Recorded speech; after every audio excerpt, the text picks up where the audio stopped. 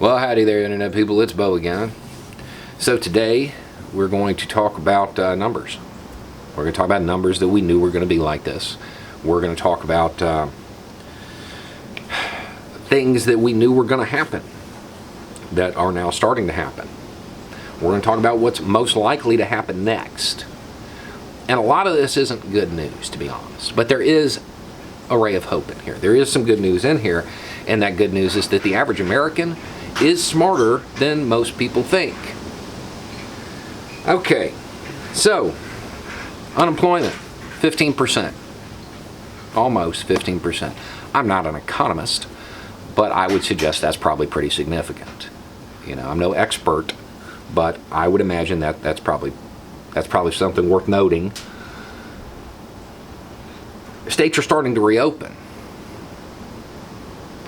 And because of that, everybody should be returning back to work, right? But that's not actually happening. It's not going the way those who cried out for less government interference imagined it would, because Americans are smarter than they gave them credit for. They're leading themselves because these reopenings are against the better advice. So what happens if you're one of these employers who whined and cried about having to be closed, and now you've reopened and not all your employees are coming in? Well, see, that's upsetting, because now you didn't want to stay closed, but you have an obligation to stay open because a lot of retail space, commercial leases, they require you to be open a certain number of hours. Have the lights on, have people there. But the employees, not all the employees want to come in. So what do you do if you're in that situation? If you are a want-to-be feudal lord who owns your serfs and feel that they owe their health to you and that you can dispense with it as you please, well, your only option is to contact your lord, the government. And the government has one tool in its toolbox: violence. The state of Ohio has set up a website where employers can rat out their employees who won't return to a job they were let go from out of fear of what's going around. If they don't come back, the employers can rat them out to the government. Then the government will say, oh, you're committing fraud, unemployment fraud. You have to stop your unemployment. And if you keep getting it, well, here comes that government god. Get in that cage, son. The common folk are not doing as they were told by their betters. So far in Ohio, more than 1,200 people have been ratted out by their employer. I wish I could say Ohio was the only state doing this or considering doing this. However, Alabama, Oklahoma, Iowa, Pennsylvania, Texas, Tennessee, and South Carolina either already have stuff running like this or have indicated that they're interested or will have stuff running like this. Iowa already has a tip line set up. So now let's take this to the next level. If people aren't willing to return to work yet, what do you think the odds are that they're going to go out and shop for non-essentials? Probably pretty slim. Number one, they don't have as much money. Number two, they know it's not safe. They're not willing to take the risk. That means that all of these businesses that wanted to reopen, well, the amount of money, their revenue is going to be lower because there's going to be less people coming to them. However, their expenses are going to be higher because they've got to have the lights on. They got to have people there. You don't have to be Warren Buffett to understand that a lot of small businesses who were, let's just say, upset about being closed are going to end up going out of business permanently because they fought to reopen.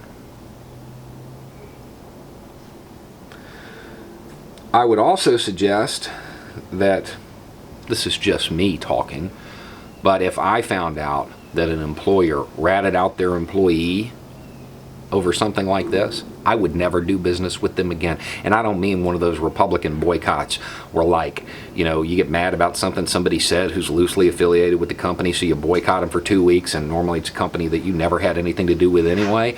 No, I mean, I would never do business with your company again. I'm pretty sure I'm not the only person that feels that way. Because if you do that, you're a horrible person. And if you're going to treat your employee like that, I would imagine you would treat your customers pretty poorly too. So I would hope that somebody's fighting to make the list of employers public. I think that's something that the consumer needs to know. But with all of this in mind, what we can loosely take from this is that, as predicted, the economy's not going to get better. It's probably going to get worse because we reopened. Because the little guy wasn't bailed out. Because they don't have money. And they are not going to do what their betters command and put their lives at risk. If they don't have money, man, they're probably not going to be able to pay rent and stuff like that. So all of those landlords who were fighting, you know, over the last month or two, trying to get things to reopen so their tenants could get paid, well, they're not going to get it anyway. Only now the banks are going to be less forgiving. It's almost like cooperation would have worked better than trying to force your will onto others. It's almost like we didn't need a government order. It's almost like we just needed to do what was smart. And the average American is smarter than their bosses and government give them credit for. They're not just going to do what their betters tell them. They're not going to risk their lives so those people above them can make a few extra bucks. At this point, the government's dug its heels in on this. I don't know what the solution is, because they're not going to want to bail out their citizens, because they need that stick. The carrot of our current system is, hey, you're going to lead a semi-comfortable life. You may, 1 in a billion chance, be one of those that make it out of your current class and get to the next class. But they've also got that stick to say, get back to work. They're going to rely on that stick. If that continues for too long and people remain smarter than they are expected to be, it's probably going to go bad. It's probably going to go bad anyway, because this is going to spread. The projections show that. The projections have actually been pretty on the nose. 75,000 at this point. And there are still people talking about how it's overblown, how it wasn't a big deal. That's 75,000 with everything shut down. Imagine what it's going to be next month. Wash your hands. Don't touch your face. Stay at home if you can, if the government doesn't put a gun to your head. If you have to go out, wear a mask. And if your employer interferes with anything having to do with your safety, contact the media, file a lawsuit, do whatever you need to. Because all of these employers that wanted everybody to come back for their benefit, they should certainly be providing the protection that those employees need. And if they're not, the consumer needs to know that. And I would imagine some of those places might go out of business permanently. It's always better to be a good person. Normally always works out better for you in the long run. Anyway, it's just a thought. Y'all have a good day. Enjoy the start of the depression.